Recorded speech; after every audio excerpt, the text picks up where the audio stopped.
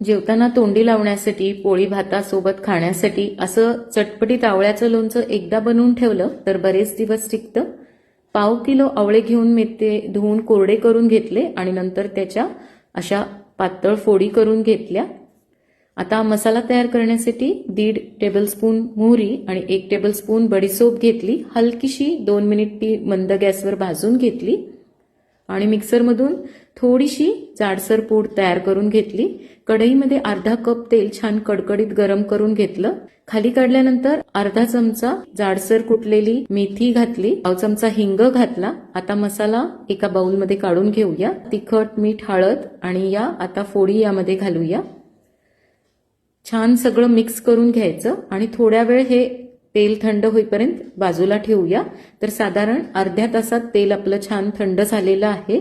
ते यामध्ये घालूया आणि मिक्स करून घ्यायचंय. तर छान असं लोणचं तयार झालंय. एक 4 ते 5 दिवसात हे साधारण छान मुरतं. तर असं लोणचं वरण भातासोबत, तोंडी लावण्यासाठी किंवा पोळीसोबत खाण्यासाठी एकदम भारी लागतं.